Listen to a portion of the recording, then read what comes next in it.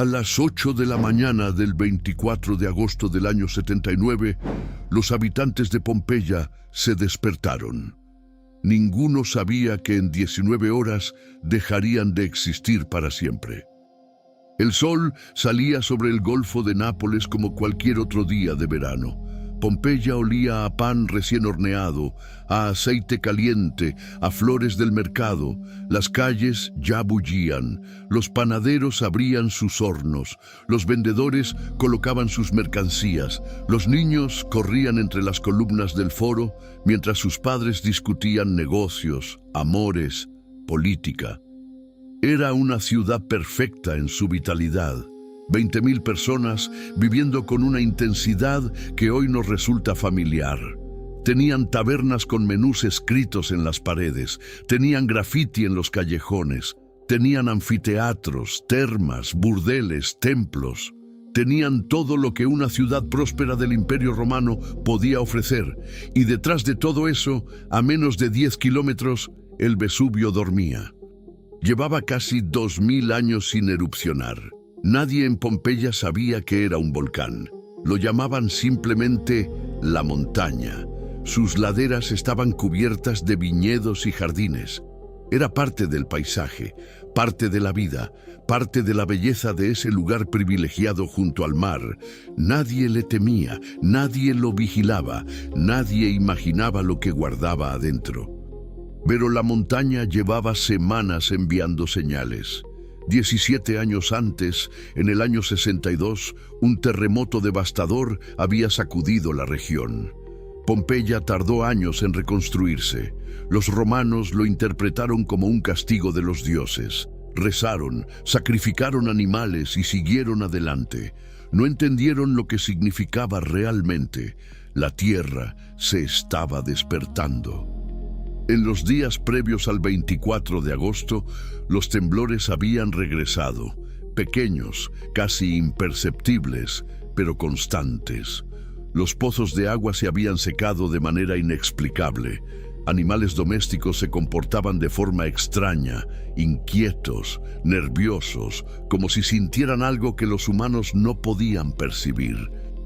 Plinio el Joven, un escritor romano que sobreviviría para contarlo todo, describió después esos días como cargados de una tensión sin nombre. Algo estaba mal, pero nadie sabía qué. A las 13 horas del 24 de agosto, la montaña habló. Una columna de humo negro y ceniza explotó desde la cima del Vesubio con una fuerza que los geólogos modernos calculan equivalente a miles de bombas atómicas. En segundos, la columna alcanzó 30 kilómetros de altura. El cielo sobre Pompeya se oscureció de golpe.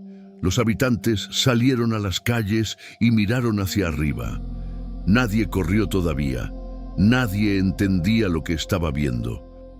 La ceniza comenzó a caer como nieve gris. Al principio parecía casi inofensiva, ligera, fina, curiosa. Los niños la tocaban con los dedos, los ancianos la miraban con preocupación. Los más valientes subieron a los tejados para ver mejor la montaña. Pero la ceniza no paraba, y junto con ella comenzaron a caer las piedras pómez.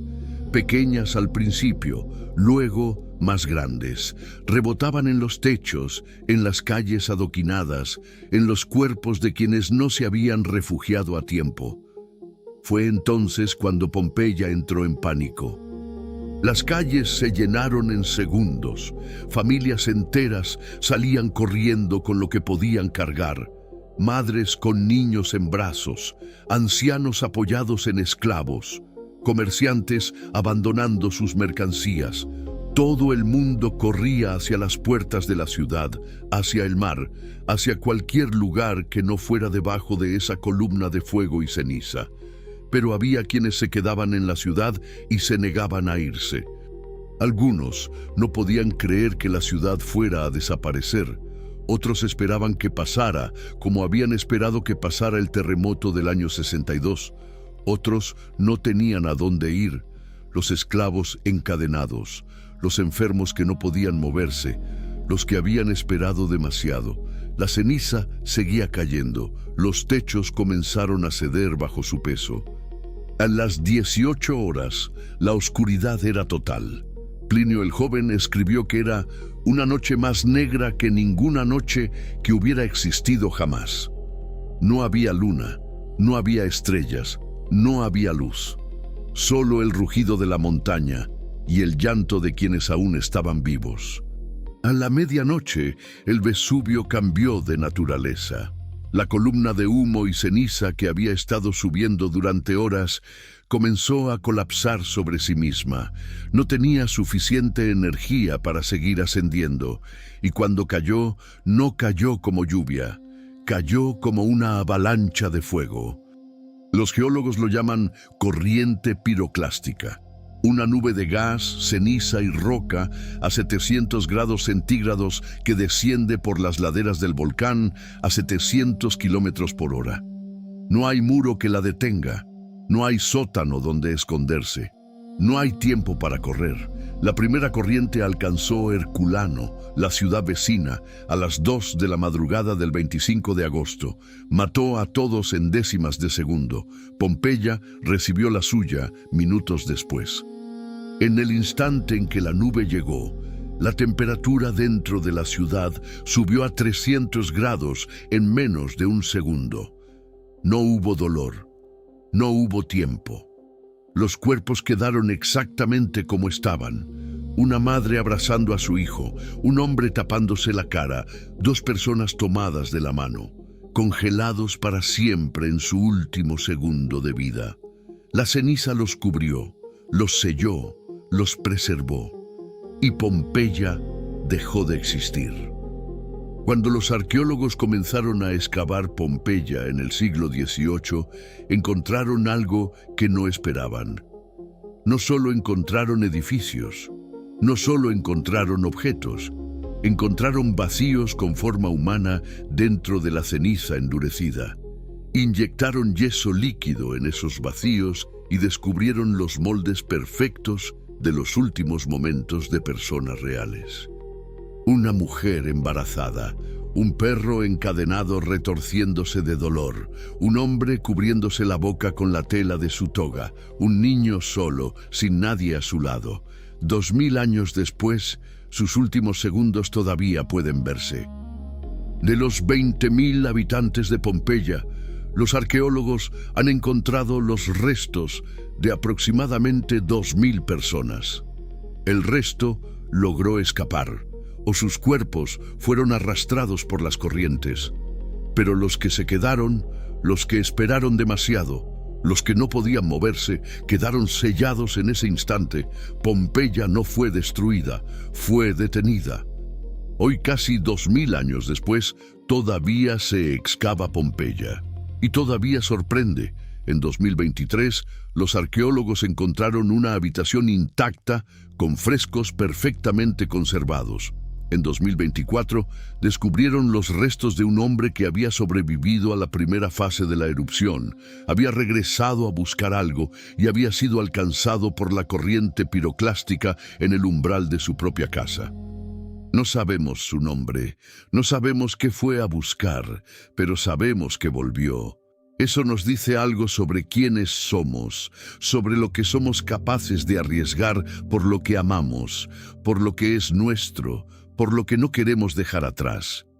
Pompeya no es solo una ciudad destruida por un volcán, es un espejo que nos muestra cómo vivían, cómo amaban, cómo morían personas que no eran tan diferentes de nosotros. A las 8 de la mañana del 24 de agosto del año 79, se despertaron. A las 3 de la madrugada del 25 de agosto, Pompeya ya no existía. 19 horas. Eso fue todo lo que tardó el mundo de 20.000 personas en desaparecer para siempre. Pompeya no murió en un día, murió en unas pocas horas. Y sin embargo, tardó casi 2000 años en volver a ser vista. Hoy caminamos entre sus calles como fantasmas del futuro, observando los moldes de yeso que fueron personas reales, un hombre que cubrió su rostro, una madre que abrazó a su hijo, un esclavo que nunca pudo correr lo suficientemente rápido. No murieron en la oscuridad del olvido, murieron congelados en el tiempo, preservados por la misma fuerza que los destruyó. Y eso nos obliga a hacernos una pregunta incómoda. Si el Vesubio entrara en erupción mañana sobre nuestra ciudad, ¿qué posición encontrarían de nosotros dentro de 2000 años? Pompeya no es solo historia, es un espejo, y lo que refleja nos pertenece a todos. Si llegaste hasta aquí, significa que eres de las personas que no le teme a mirar el pasado a los ojos. Pompeya habló hoy a través de nosotros, y hay muchas más historias esperando ser contadas. Historias que la historia oficial prefiere mantener en silencio. Si este video te hizo sentir algo, si por un momento te transportó a esas calles cubiertas de ceniza, regálanos un like. Es la única forma que tienen los algoritmos de entender que este tipo de contenido merece ser visto. Y si quieres ser de los primeros en descubrir los próximos misterios que vamos a desenterrar, suscríbete. La campana de notificaciones es tu boleto para no perderte nada. Yo seguiré buscando en la oscuridad de la historia las verdades que nadie se atreve a contar. Hasta la próxima.